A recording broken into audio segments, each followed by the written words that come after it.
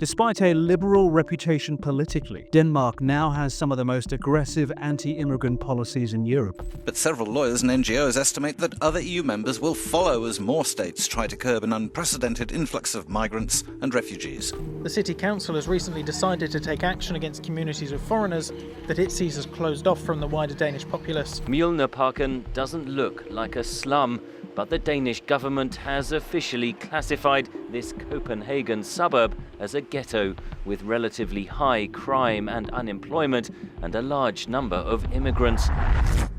Picture this: a quiet, orderly country suddenly thrown into chaos. Trains stopped, highways packed with families on the move, and a nation known for calm and kindness now overwhelmed. In the mid-2010s, Denmark was hit with a wave of migrants like never before, and for the first time, people were asking if the country could handle it. Then, almost overnight, Denmark took a shocking turn. They slammed shut their borders, introduced zero asylum policies, and enacted some of Europe's strictest immigration laws. A big turning point for a nation that prides itself on humanitarian principles, at once taking in a set quota of 500 UN refugees annually. As this huge shift took place, the world watched in shock and debate while Denmark claimed to have solved its crisis. But did it work? And at what cost? Critics argued it risked reducing core values and creating social division, while supporters said it was a bold, effective response. The question is, can other countries actually follow in Denmark's footsteps? Or was it only possible because of their unique situation? Today, we're breaking down exactly what Denmark did, how it played out, and what the rest of the world can learn from a strategy that was controversial, but certainly effective. The first big question is, what pushed one of the world's happiest countries to roll out some of the strictest immigration laws in Europe? Simply put, politics. But how did it all start? By the 2010s, most Danes had grown skeptical of large-scale immigration, especially from the Middle East and Africa. And that shift was a big deal, because not long before, Denmark was known for being open and welcoming. Concerns over cultural integration, segregated ghettos, and strain on the welfare system grew bigger. At the beginning of 2014, 11.1%, 1 in 9 of the Danish population were immigrants or descendants of immigrants, a figure that was expected to rise to 17.6% by 2050. Then came Europe's migrant crisis in 2015. While it affected nearly every European country, tiny Denmark was hit particularly hard. That year, the greatest number of asylum applicants ever arrived in Denmark, more than 21,000. In just 30 days, during the month of October, 3,646 people applied for asylum, setting an all-time record high. Transit hubs suddenly swelled, and 98 asylum camps, compared to today's 15, appeared nationwide. In reality, a lot of refugees were attempting to enter Sweden, but Denmark was under pressure. The public witnessed trains packed with foreign families and confused migrants walking along Danish highways, scenes that, to some, suggested a loss of control. The once fringe anti-immigration Danish People's Party, DPP, surged, capturing over 20% of the vote in 2015 and becoming a key political player. Ignoring voter fears was no longer an option. Even Denmark's center-left Social Democrats shifted gears. Leader Mette Frederiksen, now Prime Minister, took on a tough stance, ironically adopting policies from the right to win back working-class voters uneasy about migration.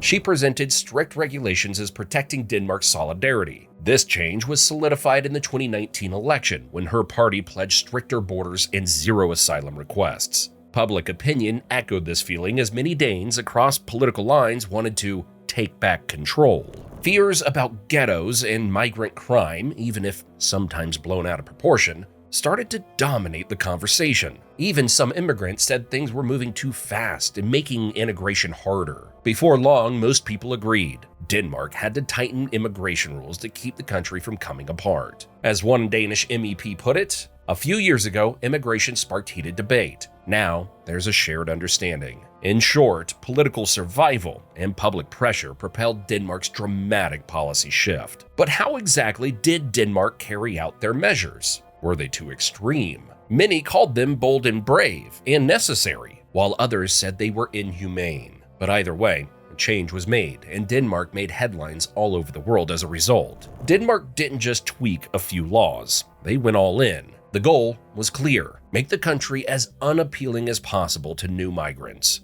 But the way they did it wasn't exactly straightforward. In fact, it was so complex that it left a lot of people confused and guessing what was really going on. So, what were the objectives at hand, and how were they executed? First, in 2015, Denmark went public with a strong message, placing ads in Middle Eastern newspapers warning migrants not to come. The ads, in Arabic, cut benefits by 50%, restricted family reunification, and emphasized learning Danish to stay. It was Denmark's loud, clear, "Don't bother." They also slashed welfare benefits across the board, making Denmark less appealing than neighboring countries. The 2016 jewelry law allowed police to seize valuables from arriving asylum seekers up to 10,000 kroner to help pay for their stay. This was not limited to jewelry, but included cash too, if it equates to more than 1,300 euros. Many lashed out, saying that this was not only bordering on theft, but was insensitive and immoral. Even though assets of sentimental value, such as wedding and engagement rings, could not be confiscated, it was ultimately up to individual officers to determine a person's attachment to specific items. In 2019, Denmark shifted to a paradigm of short-term protection. Refugees were now viewed as temporary guests, with shorter permits, tougher renewal rules, and a push for repatriation. They even started revoking asylum for Syrians in parts of Damascus, claiming it's now safe, sending out a very clear message: you're here temporarily. Skip forward to 2021, and Denmark passed laws to move asylum processing outside Europe. Refugees could be flown to other countries like Rwanda and processed there, pretty much eliminating spontaneous asylum claims in Denmark itself. Critics called it abandoning international obligations and stated that Denmark was evading responsibility for refugee protection. So it's clear that this model was extremely thought out and intricately planned, as it is still in effect today. Denmark's border clampdowns saw them reintroduce border controls with Germany, ramp up deportations, and establish detention centers like Schesemark to discourage illegal stays. The message? If you have no right to be here, life will be incredibly uncomfortable for you until you leave. By 2021, Frederiksen was still pushing hard in decreasing asylum applications. Only 1,547 people applied for asylum in Denmark in 2020, a 57% drop on the previous year and the lowest number since the 1990s. But she wanted it at 0. So the direct measures didn't end there. Denmark designated areas with large immigration populations as ghettos and implemented harsh measures to dismantle these communities, including compulsory integration programs, demolitions, and tougher criminal legislation. The goal? Erase all socioeconomic markers of segregation by 2030. And rules tightened even further, banning spouses under 24, requiring hefty deposits, and lengthening wait times. These hurdles aim to deter family migration, especially for refugees, making it harder to reunite with loved ones. In essence, Denmark's strategy was a relentless multi-front assault on migration, designed to drastically reduce arrivals, discourage settlement, and reshape the community. So, has all of this worked? And is there anything to learn from it? For the plain and short, yes. By Denmark's own standards, its programs were successful. In 2020, there were just 1,547 asylum applications, the fewest in more than 20 years. A 90% decrease from the 21,000 asylum seekers who arrived in 2015. Applications were still very low in 2022, and by 2023-2024, Denmark was getting fewer asylum requests per person than nearly every other EU nation. What's more, support for the hardline approach grew, with some months seeing only single-digit arrivals, effectively shutting off the flow of irregular migration. Not only did asylum numbers drop, but overall migration shifted. Denmark halted its UN refugee quota, and refugee-related permits sharply declined, from 1 in 9 permits in 2016 to 1 in 100 today, leaving mostly skilled workers and students who can positively impact the country. As reported by refugees.dk, the numbers continue to plummet in 2025. In the first 3 months alone, Denmark registered just 481 asylum applications, of which 84 were remote registrations. meaning those already permitted to stay under other grounds, reducing new arrivals to only 397. Throughout 2024, a total of 2,333 asylum seekers applied, with 393 being remote registrations, and only 1,209 cases were actually assessed and decided. Many recent cases are returned to their home countries or other nations under the Dublin procedure, reflecting Denmark's strict enforcement. Currently, around 2,400 asylum cases remain pending, marking the lowest number in 4 decades. The trend highlighted Denmark's near-complete shutdown of new asylum arrivals, confirming that the country's immigration numbers are at their lowest in 40 years. Public opinion has largely backed the stance, and even opposition voices acknowledged the success. The Danish model has inspired others. Sweden tightened its rules. Austria and Hungary cited Denmark as a blueprint, and the UK is looking to send asylum seekers abroad for processing. Yet, Denmark's small size, high trust in government, and EU opt-out gave it unique advantages that larger countries lack. While some see Denmark as proof that tough policies can work, critics warn of the costs: ethical, legal, and social. Costs that often come with such hardline approaches. So yes, it seemed to have worked and inspired other countries to follow. But there is much more to tell, things that a large portion of the public are not aware of. Beyond the headlines, Denmark's immigration story has many under-the-radar quirks. Believe it or not, refugees were never the majority. Despite the focus, refugees made up only 1% to 2% of Denmark's population during the crisis. Most permits went to workers, students, or EU citizens. The overrun story was largely exaggerated. The real challenge was integrating a small, concentrated community. Remarkably, Denmark's social democrats, traditionally pro-welfare, pushed the toughest policies to protect their social model. This shift redefined the political field, with the center-left adopting policies once seen as right-wing, blurring ideological lines. While shutting the door to asylum seekers, Denmark eased rules for high-skilled immigrants,